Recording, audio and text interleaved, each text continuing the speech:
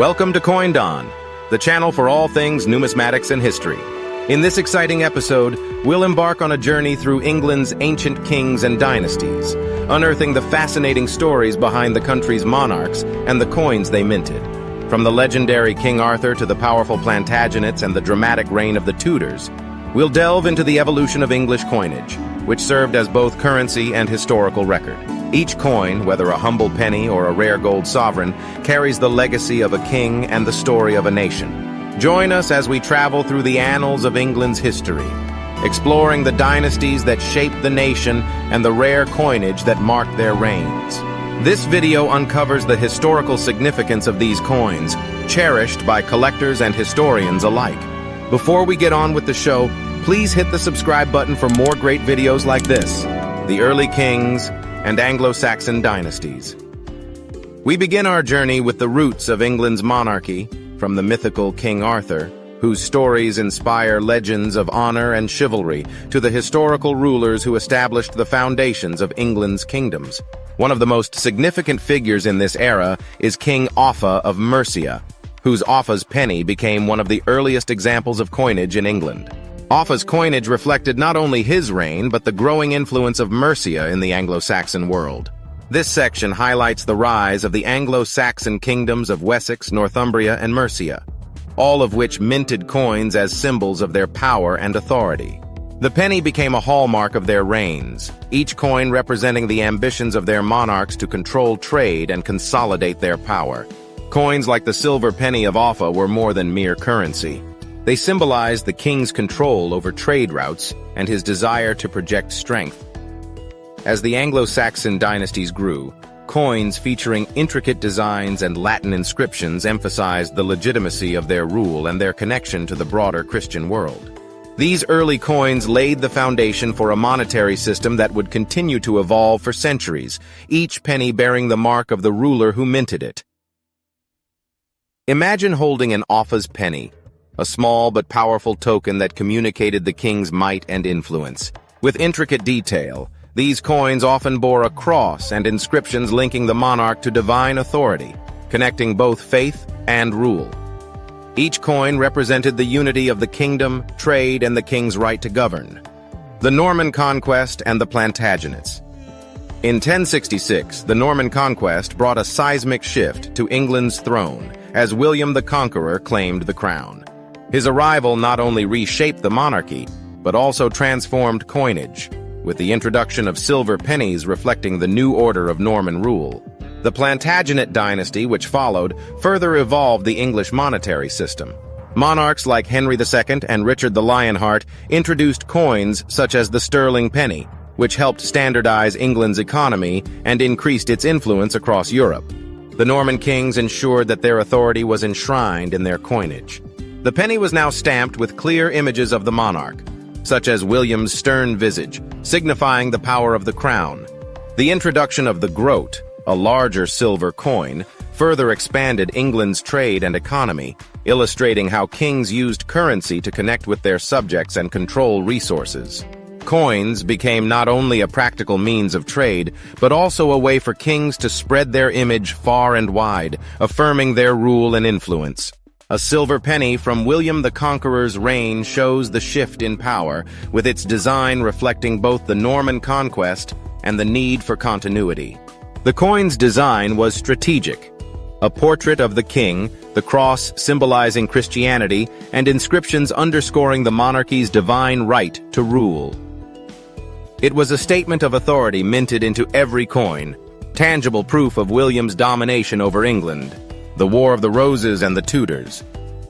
The bloody civil war between the House of Lancaster and the House of York, known as the War of the Roses, ended with the rise of the Tudor dynasty.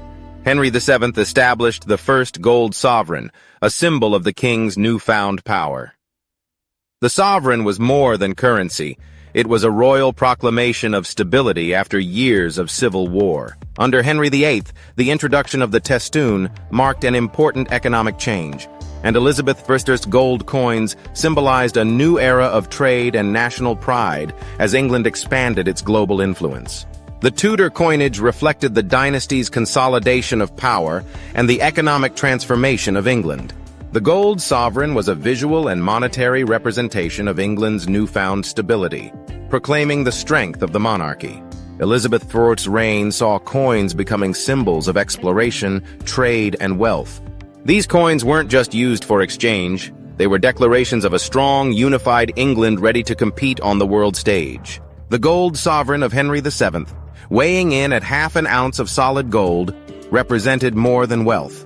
Its intricate design featured the king seated on a throne, clutching the symbols of power, while the reverse bore a majestic shield, a mark of England's strength. Holding this coin would have been like holding a declaration of peace and prosperity after years of turmoil. The Stuarts and the English Civil War. The Stuart dynasty ushered in both innovation and conflict. Under James I, the monetary system became more centralized, but during Charles I's reign, England plunged into civil war. Siege coins, often crudely minted under duress during the English Civil War, are rare relics of the time. These coins, produced in besieged cities, bear witness to the dire circumstances and the fragmented authority of the monarchy. Charles I's hammered coinage provides a stark contrast to later milled coins, representing a time when England itself was divided. Coins minted during the Stuart reign, especially during the English Civil War, reflect the fragility of the monarchy at that time. The siege coins, often stamped from emergency materials, remind us of the desperate conditions and the breakdown of royal authority. These hammered coins also represented the last vestiges of traditional minting methods, soon to be replaced by the precision of milled coins in the modern era. A siege coin from Oxford, hastily produced in the middle of the Civil War, may look rough, but it's steeped in history. These makeshift pieces, often cut from silver plates, were stamped with a crude royalist design, and to hold one is to feel the urgency and chaos of the era. The hammered coins of Charles I, often featuring his armored bust, show a monarch desperately trying to maintain control as his kingdom fractured. The House of Hanover and modern coinage. With the arrival of the Hanoverian dynasty, England saw the introduction of milled coinage, a departure from the traditional hammered coins. Under George I and George III, coins became more sophisticated, reflecting England's modernization and industrial growth. Milled coins, like the cartwheel penny and the gold guinea, were more than just currency. They represented England's dominance as an economic power. The technological advancement in minting allowed for more intricate designs and ensured uniformity across the empire. The milled coins of the Hanoverians marked the beginning of modern British coinage. No longer reliant on manual hammering, these coins were crafted with precision and elegance.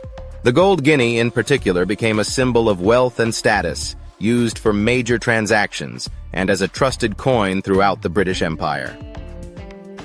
With standardized sizes and weights, these coins helped solidify England's position as a global economic leader. The iconic cartwheel penny, introduced during George III's reign, was designed to prevent counterfeiting. Its large size and heavy weight made it unique.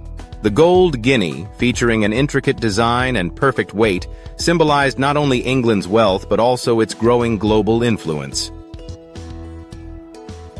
Holding a milled coin from this period is like grasping a piece of England's industrial and economic transformation.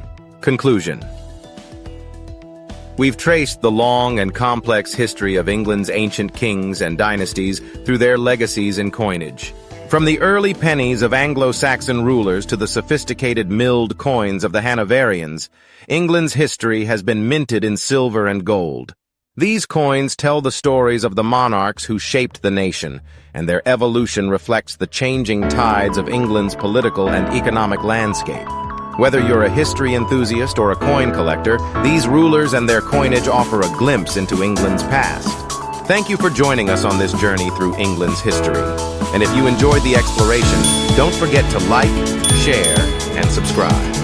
In our next video, we'll dive into the coinage and history of another ancient civilization. Stay tuned for more fascinating stories from the world of numismatics.